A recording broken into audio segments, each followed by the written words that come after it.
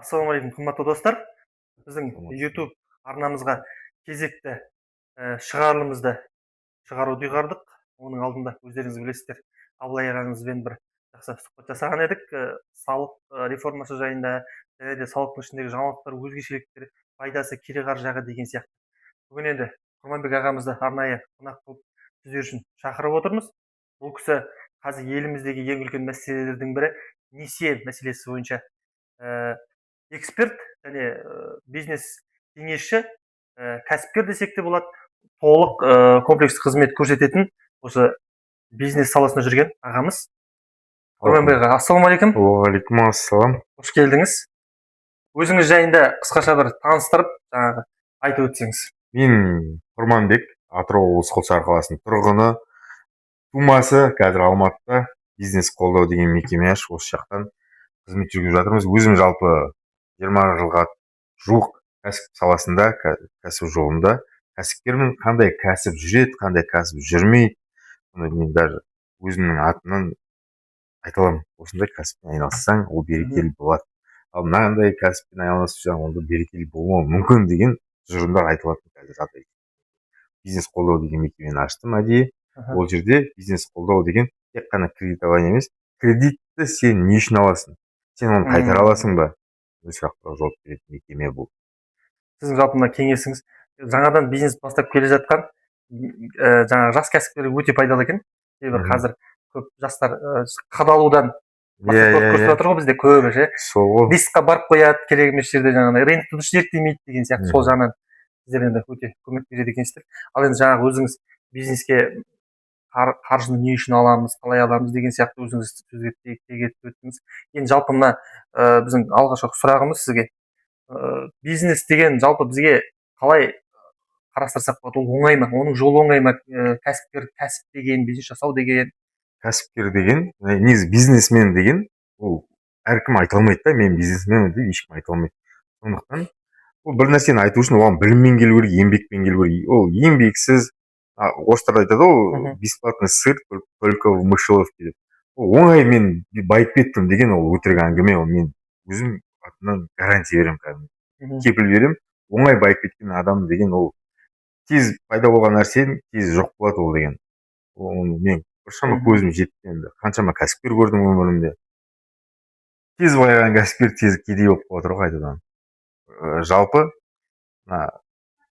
бизнеске келу үшін мықты дисциплина дейді, тәртіп керек. Бүгін жасап жүрген нәрсеңді бір жылдан кейін де жасап жүре алатын болсаң, күнде тоқтамай, онда сен бір белгілі бір нысанаға жетесің. Бұл жерде жаңағы қаржылық тәртіпті қоса аламыз ба? Әрине, ол қаржылық өзіңнің жеке былай таңертең тұрып тіс жуғаныңа байланысты ғой. Ол таңертең тұрып тісіңді жумасаң, сен бір жылдан кейін тісің шіріп кетеді, бір күн жуып, сол сияқты. Ол элементарный нәрсе. Сен бүгін таңертең тұрдың, аштың, почтаң тексердің, бір адаммен байланыс ұстадың, оның өзі уже әдетке жатады.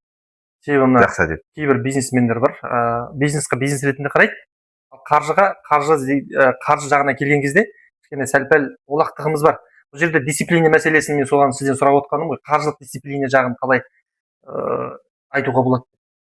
Қаржылық дисциплина деген, например, былай қара сөзбен түсіндіргенде, 5 миллион теңге мына жерге қойдың ғой столға. Сен егер соған тиіспей, 5-6 ай жүре алатын болсаң, сол қаржылық сенің тәртіпке әкелгенің өзіңді. Жоқ, сен бір күні пицца жегің келді, бір күні Гавайға барғың келді, шетіне алып құртып қоятын болсаң, ол сен уже қаржылық тәртіпсізсің. Бәрімізде одан деген енді құтқарыламыз. Жұмыс жасау керек. Өте тамаша жауап. Енді қазір бизнес бастау үшін жалпы адамдарға не маңызды? Идея маңызды ма, бизнес план маңызды ма? Жалпы бизнес план маңызды, идея да маңызды, әрқайсысының өзінің орны бар. Жалпы адам идея таңдаған кезде менің уақытым не затқа көп кетті, қай нәрсеге көп кетті, сол нәрсеге білім салып, өзің зерттеулер жасап, сосын соған уже бизнес жоспар жасайсың. Ол идеясыз бизнес жоспар жоқ, бизнес жоспарсыз идея жоқ. Бәрі бір үйлеспесе, ары қарай бизнес. Ниша көбі енді адамдар ниша таңдаудан қателеседі ғой. Кім сәтті сол кісі жарады, ал жаңағы бірінші мәселе бізде ақша бар, немен айналысам, не іс сатам деген сияқты проблемалар бар. Бұны біз ниша жағын қалай адамдарға кеңес бере аламыз? Енді ниша таңдаған кезде, жалпы айтады, Құрманбек бизнес қолдау деген мекеме ашты, жақсы ақша тауып отыр екен, біз де кредит алып берумен айналысайық деп айтады, айтуы мүмкін біреу. Бірақ та ол өмір бойы әкесі осыны үйреткен, тон тіккен адам да, ол вообще документпен жүруге оның вообще желаниесі де жоқ, даже не то что білім, ол тон тіккенді жақсы біледі. Ол барады да бизнес қолдау деген тағы бір мекеме ашады өзіне, сол жерде ақша тауып отыр екен деп, бірақ та оның бизнесі жүрмейді. Неге? Қайтадан мана тақырыпқа ораламыз. Ол өзінің манағы жүрегімен жақсы көретін ісімен айналыспағасын бизнес құлдырайды. Егер де сен өзің жақсы көретін қолмен күнде істеп жүрген нәрсеңді, любой адам істеп жүрген навыкі любой адамға пайдаға асады. Әр бизнестің өзінің клиенті бар. Тауып алсаң болды. Аудиториясы бар. Иә. Яғни егер қолынан не нәрсеге келеді, адам не нәрсеге жақын, соны таңдау керек дейсіз. Әрине. Біреудің істеп жүрген нәрсесінен сен пайда таппайсың берекесі. Себебі қазір жаңағы сіздің айтып отырған мысалдар өте көп. Бізде бұрын донер ашты, бәрі донер ашып бір мезгілде. Бәрі қадала бастады. Қазір бізде жаңағы көп адамдардың арасында осы нәрсе өте таралған. Bir жерден көріп алады да, соны ары қарай жасайын. Сол қате ол екен. Бірінші нарықты анализ жасайды дейді ғой. Зерттеп, сосын барып өзің мен осы жерге не пайда әкеле аламын. Сол адамға пайда әкелу арқылы сен пайда табасың. Жоқ, мен бірінші пайда табамын десең, сен онда құлайсың. Ол да тоже правильно. Жақсы, ол уже идеясы бар. Бизнес жаңа кәсіпкердің нишасын таңдады. Мысалы, етік шығарамын немесе бір нәрсе сатамын деген сияқты. Енді бизнес план жағы қалай жасау керек? Енді бизнес планды жасайтын өзінің маманы бар. Мен, например, мысалға мен бизнес план жасаймын. Бірақ та мен бизнес план жасаған кезде, сен мысалға маған келесің, маған бизнес план керек, идеяңды айтасың. Мен идеяңды бірінші сен сұрау арқылы біліп аламын, саған ол идея бара ма, бармай ма. Сосын ол идеяны просто кейбір адамдар өздері білмеуі мүмкін да, жаңа айтқандай біреудің идеясын алып береді, мен донер ашайын деп едім. Ол донерді ол ата бабасымен кезінде тамақ пісіріп үйреніп жатқан, ол донер пісіргенді жақсы көреді бірінші очередь. Сосын барып пайда табады да. Сенің не жасаған жақсы көретінін біліп алу керек та, жайлап отырып.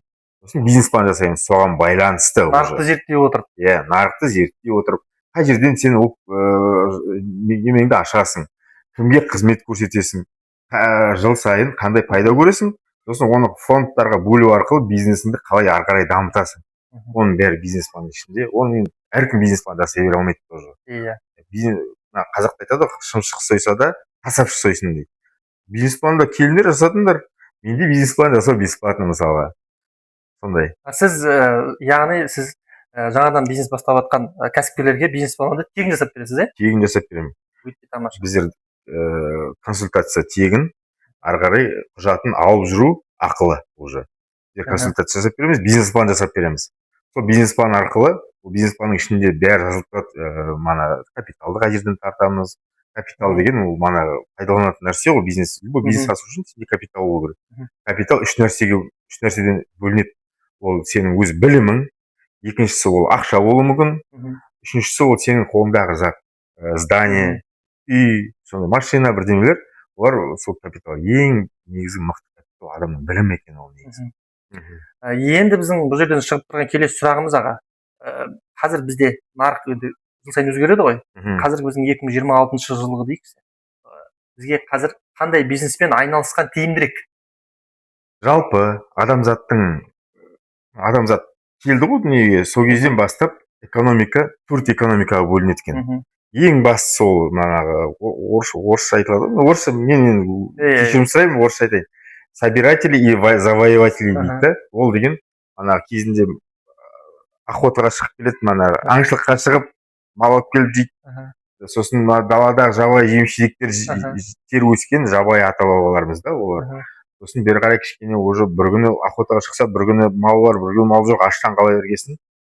Жайлап уже феодализмге өтеді. Ол екінші экономика. Манағы собиратели ол бірінші экономика. Терімшілік заманда бар. Иә, терімшілік заман. Екіншісі феодализм. Ол деген уже малды қолға үйретеді, уже өсіреді, тұрақтылық. Жемісті де қолға егіп өсіріп, қарбыз қауындарымыз егіп өсіріп жейді. Ол екінші экономика. Үшінші экономика ол промышленность. Промышленность деген уже заводтар салып бастады. Адамдар ақылды болып жатыр да жайлап. завод салғанда экономика жоғары қарай кетті. Индустрия. Иә, индустрия. Кәдімгідей мықты уже керек заттардың бәрі доступны бәріне. Қылыштар, құрал саймандардың бәрін уже заводтардан шығарып бастады. Содан кейін міне промышленный экономика бітті уже. Ол деген қазір байқайсыз ба, заводтардың бәрі жабылып жатыр, фабрикалар жабылып жатыр. Қазір енді жаңа дәуір басталып келе жатыр. Ол деген услуга және технология заманы. Қызмет көрсету және жаңа технологиялар заманы. Соған сәйкес мен, например, мысалға айтар едім. Қазір ең мықты керек мамандықтар электрик. Былай қарасаң, ертең роботтар көбейеді. Мал бағатын робот болады. Жем егетін, оратын, егістікте диқаншылықпен роботтар айналысады. Оның бәрі тоқпен жасалынады ғой. Ал оның тоғы бір жерде үзіліп қалса, электрик керек. Сен электрик емессің, мен электрик емеспін. Электрик қазір мына жерде ауадай қажет. Балаларымды электрикке оқытыңдар. Электрик мамандығы бойынша бизнес аш. Қызмет көрсету. Иә, қызмет көрсету. Енді экономиканы түбегейлі талдап келіп отырсаң, қазір электрик, программирование, ғана роботтардың бәрін басқару керек қой. Оны басқару үшін программист керек. Ол тек қана компьютерден установить деген программистер болмайды да уже. Иә, сен отырғанда былай дұрыс отырмайсың, орасың деген сияқты, адам басын шауып кетпейсің деген сияқты программировать ететін мамандар керек болады. Мықты мамандар керек дейсіз ғой, сапалы. Бизнесті соған қарай айналдырып ашқан. Автоматтандыру. Иә, автоматтандыру. Сосын енді жалпы логистика, маркетинг. Қазірге маған ұнайтын өзімнің таңдап жүрген бизнестерім маркетинг, логистика, мана технология. Жаңа технологияларды игеру, оны ары қарай дамыту. Басқару. Сіз өзіңіздің әңгімеңіздің арасында айтып қалдыңыз капитал жайында. Бизнес бастаудың алдында капитал жайында. Енді бұл жерде несие алып, оны капиталға айналдыру мәселесі қалай болады? Жалпы негізі несиені біз несиеге алынған мүлік болсын, автокөлік болсын, жылжымайтын мүлік болсын, немесе ақшалай қаржы болсын, оны біздер капитал ретінде қарастыра аламыз ба? Әрине, ол капиталдың бірден бір мүмкіндігі несие деген. Біздер мына несиені аламыз, сосын оны аламыз да той жасайды. Астымызға бір әдемі машина мініп аламыз. Ол бізге пайда әкеле ма, әкелмей ма? Ол да мына қаржылай сауатсыздыққа жатады ғой. Енді мен сауаттымын, сен сауаттымын деп айта алмаймыз. Бәріміз де осы күнге дейін таяқ жеп келіп осыны. Бірақ та несиені алу, оны банк саған 25% берді ма, сен ол несиені аласың да, ол ақшаның үстінен 50% айына пайда табасың. Сонда 25% анаған бересің, 25% өзің қалтаңа түсіру арқылы сен уже несиені пайдаланасың капитал ретінде. Уақыт біткеннен кейін ол еще бізде қалады. Иә, ол еще өзіңде капитал болып, өзің собственно капиталың болып қалады. Яғни алынған несиені по назначению қолданса, онда ол капитал болады дейсіз ғой. Жаңағы басындағы айтқан әңгімеге қатысты, егер жаңағы несиені алып, бизнесқа деп мақсатпен алып, кейін оны шеттен той жасап, керек емес жерлерге құртса, ол енді кейін қарыз болып қалуға себеп болады. Жалпы біздің қазір індетіміз сол болып тұр ғой бізде. Заманауи індет. Иә, заманауи індетіміз кәдімгі аламыз да, не болса соған құртамыз. Сосын ол бізге пайда әкелмейді, бостан босқа пассив болып тұрады да. Бізде активке салу керек та негізі ақшаны. Активтен түскен ақшаға уже пассивке. Үй аласың ба, машина аласың ба, шетелге шығып қыдырып келесің ба, балаңа той жасайсың ба? Ана қазақта бірінші малды алады, малдың төлін барып, біреуін сатады, біреуін істейді, манағы ұрғашыларын қайттан малға қосады, оны көбейтеді ғой. Иә. Жалпы негізгі біздің ұғымымыз баяғыдан жақсы ғой. Бірақ кішкене бір отаршылдық заманда кішкене қайладан шығып кеткенбіз ғой. Иә. Ол негізі кредитке байланысты мышлениемізді өзгерту керек дейсіз ғой. Иә. Өзіміздің бас пайдамызға қарай. Иә. Ақша бізге жұмыс жасау керек қой. Бізде көп жерде естиміз, ақшаны құлы болма, ақшаны құл қыл дейді, бірақ та оны жасау оп-оңай нәрсені қарасаң. Кішкене просто шыдамдылық керек ақшаға. Ақша бізде қолымызға 100 миллион кредит алғанымыз, бір шалап айып қаласың да. Ананы құртып жібергенде оны қайтару керек екенін де сезінбей қаласың да, негізі ақшаның өзінің бір сондай құдіреті бар ғой. Енді мына жерде анау бір сөз бар ғой, мақалма, сенің өзіңнің жаңағы мақсатсыз қолданған 1000 теңгең ертең сенің көз алдында көзіңнің жасына әкелуі мүмкін дейді. Бұның жаңағы біздің несиені алып, кейін оны мақсатсыз қолданып, қарыз болып қалуына көптеген қазіргі заманауи проблемалардың несін айтып тұр да. Диагнозын айтып отыр. Ал енді қымбатты достар, сіздер егер осылай несие алып, бизнес бастау мәселесінде кішкене кеңес керек болса Құрманбек ағамызға хабарласыңыздар. Міндетті түрде сізге тегін қызмет көрсетілетін болады. Кейін ақшаңызды мақсатты қолдануды үйретіп, ары қарай бизнесіңізді алып кетуге сізге үлкен себебін тигізетін болады. Біздің мақсат кредит алып беріп, не болса ол болды жіберу емес. Біздің мақсат кредит алып, және оны қалай тиімді пайдаланып, қолыңызға бизнес жоспарыңызды тегін жазып беріп, біздің қызметіміз, ақыл қызметіміз, ол сіздің өзіңіздің уақытыңыз жоқ па, әлде қолыңыз тимей ма, мүмкін біліміңіз жетпейтін шығар, бірақ та сол құжатты жинап, даму, СПК, Казагрофинанс, АКК деген мекемелер бар. Жақсы үкіметтен халыққа пайда, тиімді пайызбен беретін жобалар бар. Соларға біздер құжаттарыңызды жинап беру арқылы сіздер біздің профессиональный қазақшасымен профессиональный біздің командамыздың арқасында сіздер өзіңіздің кәсібіңізге капитал алуға үлкен не бар, вероятность бар, мүмкіндігіңіз бар. Себебі мына бизнес бастау кредит дегеннен қорқып қалдық қой. Себебі қазір бізде ашып қалсақ, инстаграмда ашып қалсақ, тиктокты ашып қалсақ, келіңдер кредит әпереміз деген ұйымдар өте көбейіп кетті. Оның ар жағында кредит алуға барған тұтынушы ол жаңағы организацияның қандай пайыздан, қанша банктен қанша пайызбен алып беріп жатқанын білмейді. Яғни услугасын төлегеннен кейін екі тарап екі жаққа кетеді ғой. Кейін ал ол жерде пайызы көп.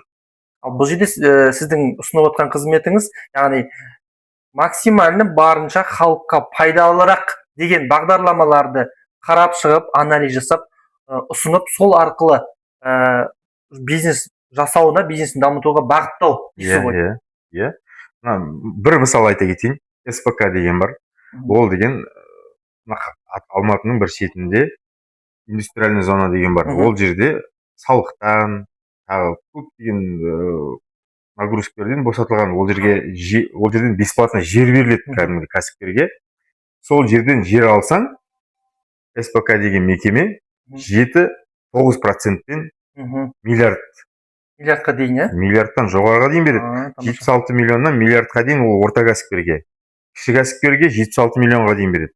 Соның бәріне біздер құжат жинап беру арқылы, бизнес-план жасап беру арқылы, сопровождение деп айтады, мен көп сөзім орысша болып кетіп отыр, сол қызмет көрсету арқылы біздер жағдай жасап береміз кәсіпкерге. Егерде мен осындай бір производством бар, мен осы нәрсені жақсы жасайын десе, 6-7% деген қазір банкілер 25-30%-пен кредит. 56-ға дейін барады екен.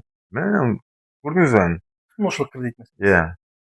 Үкіметтен бұл деген үлкен қолдау негізі. Үкімет маған көмектеспейді деген әңгіме жоқ.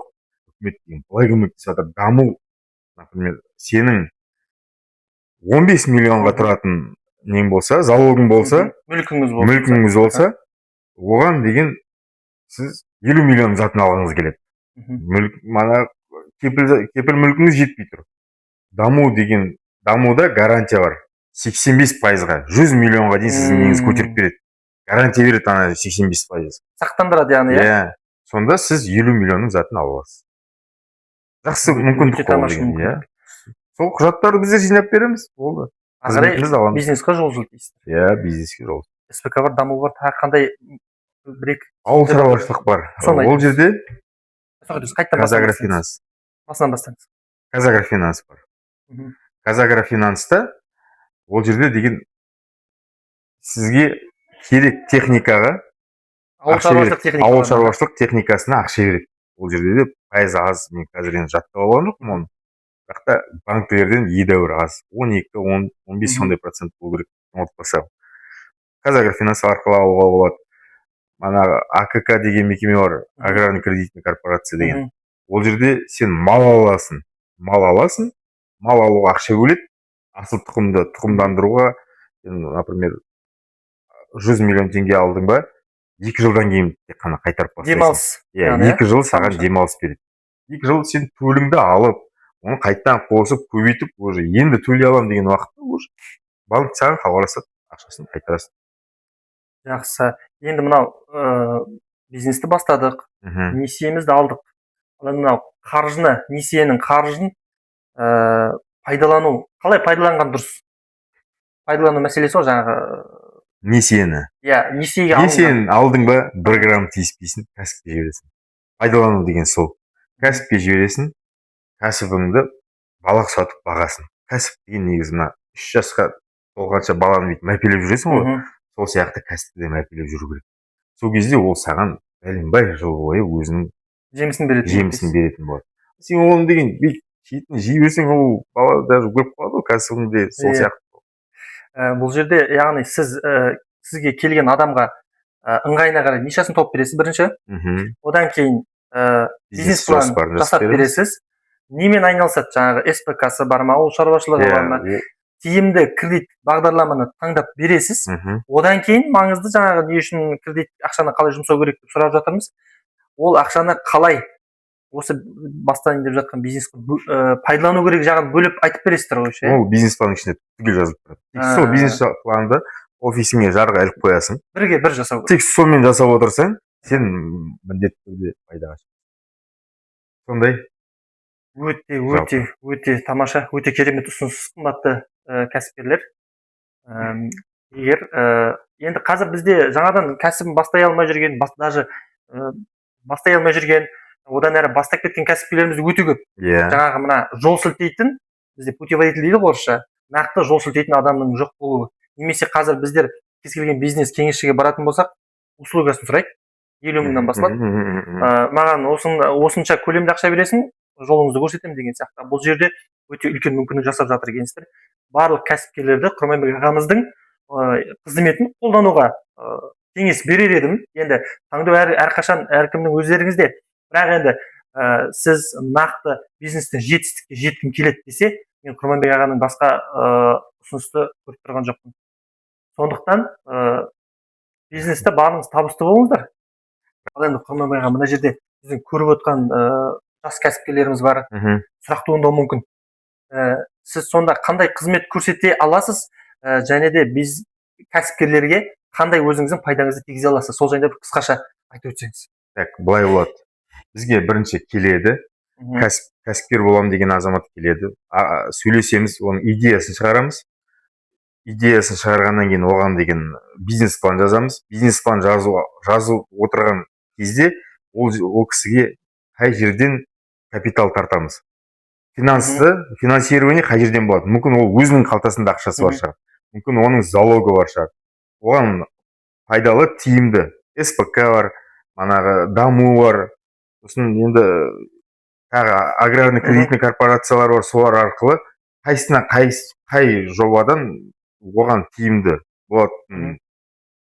Жағын бағытын қараймыз да, сосын ары қарай жұмыс жасаймыз уже. Ары қарай бізде осы жерге дейін келгенше бізде қызмет тегін. Бірақ та ары қарай өзі біздер договор жасаймыз. Өйткені енді ана айтады ғой, бесплатный сыр, только в мышеловке дейді ғой, бесплатный нәрсе. Бізде қызмет көрсетеміз, бізде пайда көреміз.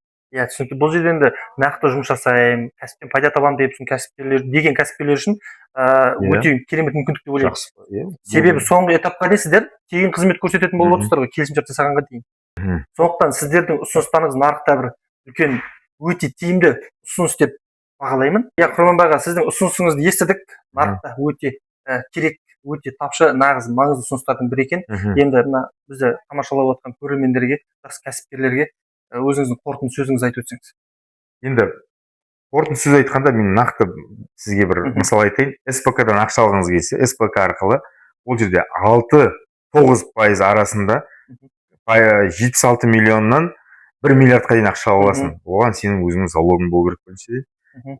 Сосын еще СПК арқылы индустриальный зонадан бесплатно жер ала аласың. 5000 квадрат жерге дейін. 5000 квадрат жер береді. Ол жерге сен өзіңнің өндірісіңді склад сала аласың ба, офис саласың ба, тек қана сол жерге өзің ана СПК-дан алған ақшаңды сол жерге реализация жасауың керек. Ол жердегі олардың мақсаты жұмыс орнын шығару, сосын жергілікті налоговый органға ақша төлеу. Сен сол керектігін қамтып отырсаң, қалған, пожалуйста, пайда көр, жұмыс жаса, ол үкіметтен қолдау. Ал біздер сол мүмкіндіктерді қалай алу керек екенін біздер құжаттарын жинап ары қарай көрсетіп жасап иә. бересіз. Екінші тоже ұнайтын не ол деген АКК арқылы не ала аласың, несие аласың, мал аласың, асыл тұқымды мал аласың, сосын оны көбейтесің. 2 жыл бойы сені ешкім мазаламайды. 2 жылдан кейін кредитті төлеп 2 жыл бойы демалыс болады яғни. 2 жыл демалыс болады. 2 жылдың ішінде сен малыңды аласың, көбейтесің, уже одан шыққан төлемнен уже несиені жабасың. Олай қаржыны тиімді пайдалану керек өзіңе. Той жасап, одан қасиетке қарап. Өте дұрыс. Қымбатты достар, бізді қолдап отырыңыздар, комментарийлерді жазыңыздар, міндетті түрде сұрақтарды астына қалдырыңыздар. Сол арқылы біз сіздерге пайдалы видеолар шығарып, бизнеске әрі қарай жол сілтеуімізді жалғастыра беретін. Бизнес қолдау өзіңнің пайдаңды тигізу арқылы пайда табу керек.